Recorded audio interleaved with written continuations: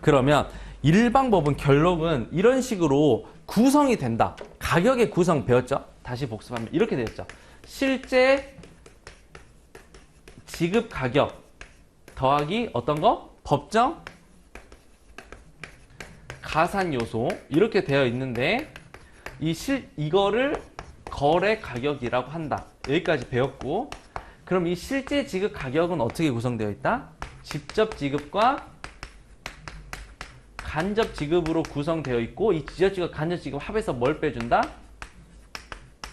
공제 요소를 빼준다. 그런데 여기서 말하는 가산 요소는 몇 개? 수용, 생건, 사운 6개. 공제 요소는 몇 개? 4개. 요것도 암기식이 있어요. 뭐 기운, 세현 해가지고 암기식이 있는데 뭐 소개시켜드려요? 암기식이요. 여기 기, 건설 기, 여기 운, 세, 연 해서 기운, 세현이에요. 이거는 기운, 세현. 이거 또 이거 제가 그냥 한 건데, 제가 이제 여기 스토리가 좀 있어가지고 저는 개인적으로 이제 방송이랑 말하기가 좀 애매한데, 뭐 예를 들면 뭐 이런 거에서 세연이라고 하는 여자애랑 뭐가 있었어요. 막 그래가지고 제가 그냥 그렇게 만들어놓은 그냥 암기식인데, 그냥 이게 저희가 7월반 같은 경우는 촬영이 안 돼가지고 그때는 이제 제가 왜 이런 암기식이 탄생했는지 저희 대학생활 스토리를 좀 이야기를 해주는데, 지금 여기서는 지금 촬영이 좀 들어가고 있으니까 어쨌거나 암기식은 그런 게 있다. 그래서 좀 제가 사회적 무리를 일으키지 않는 선에서는 제가 암기식을 많이 소개를 시켜드릴 건데, 암기식이 진짜 너무 많아요. 너무 관세 평가만 있는 게 아니라 뭐 관세 율표도 막 다 있잖아요. 그래서 굉장히 많은데, 아무튼 뭐 그렇습니다. 그래서 결국에는 이렇게 구성이 되어 있잖아요.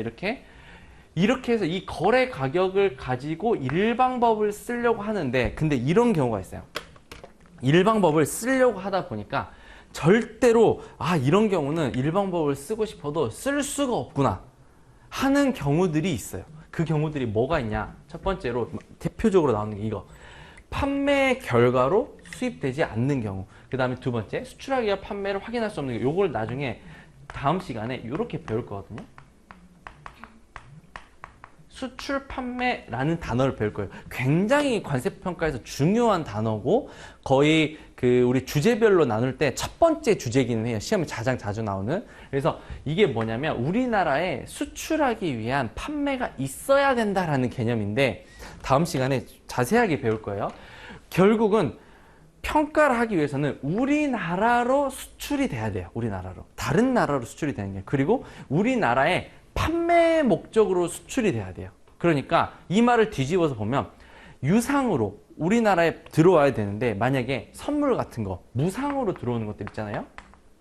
외국에 있는 친구가 나한테 무상으로 뭘 보내줬어요. 그럼 그 물건에 대해서 내가 대가를 지불한 적이 없네요.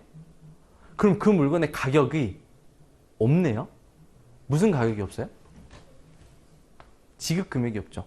그렇다고 내가 갑돌이한테 따르게 준 것도 없죠. 간접 지급도 없죠. 공제소도 없죠. 아무 가격이 없죠. 그럼 그 가격은 지금 무슨 가격이에요? 거래 가격이라는 게 없죠. 선물로 무상으로 받은 거 그럼 평가 어떻게 할 거예요? 0원? 준 게 없으니까?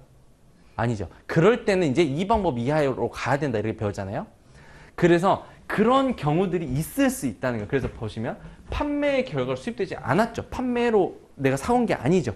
그 다음에 수출하기 위한 판매를 확인도 안 되죠. 이런 거래들이 발생할 수 있는데, 이럴 때는 뭘 쓴다? 일방법을 못 쓴다는 거예요. 그 다음 두 번째, 또 뭐가 있냐면, 실제 지급 가격을 확인할 수 없는 경우. 이 거래 가격이라는 거는 결국은 실제 지급 가격과 법정 가산 요소의 합으로 구성되어 있는데, 여기를 확인을 못 한다? 그럼 뭐가 안 되는 거예요? 이 가격이 흔들리는 거죠. 그러니까 이 가격이 확인이 안 되는 거래들이 있어요, 종종. 그 다음에 네 번째, 무슨 거래가 있냐? 요거, 가산 요소의 금액을 객관적으로 수량할 수 있는 자료가 없다. 우리 무슨 자료? 객수 자료. 객수 자료가 없어. 이거 더해줘야, 여기까지 더해줘야 이 가격이 완성되는데, 여기를 더하기 어렵다? 이런 거예요. 생산 지원을 해줬다면, 아까 우리 옷이랑 단추 만들 때 원단도 보내고 단추도 보냈어요. 근데 단추랑 원단을 보내는 이유가 나중에 어떻게 할 거냐면, 그 가격만큼을 가산 요소로 더하려고 하는 거죠. 그 단추 가격만큼을 더하려고 하는 거죠. 근데 단추를 보냈는데 단추 가격이 얼마인지 몰라. 그럼 어떻게 해요? 그러면 분명히 그 내가 지급하는 그 옷에 대한 가격은 실제 지급 가격은 뭔가가 빠져 있는 가격인데 단축 가격에 빠져 있는 가격인데 단축 가격을 모르겠어. 왜 몰라요? 객수가 없어요. 객수가 객관적으로 수령할 자료가 없어요. 내가 그 가격을. 그래서 단추를 내가 어디서 샀어? 그러니까 길 가다가 동대문에서 몇 개 주웠다고 그냥. 그리고 가격을 모르겠대요. 그러면은 이 가격을 완성을 못한다. 그쵸? 그런 경우가 있을 수 있죠. 그래서 이럴 때 그 다음에 다섯 번째 뭐가 있냐면 이런 거. 거래 가격의 요건을 충족하지 못했다고 하는데 이걸 나중에는 이렇게 배울 거예요.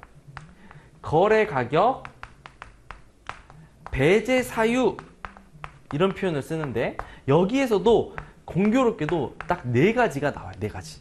네 가지. 이것도 법에서 딱 정해놨어요. 이거는 뭐냐면 지금 이런 것들은 일방법을 구조적으로 짰을 때 여기가 확인이 안 되거나 여기가 확인이 안 되거나 아니면 이 가격 자체가 없거나 이런 거니까 이론적으로 보면 거래 가격을 완성을 못하고 있는 상황들이잖아요.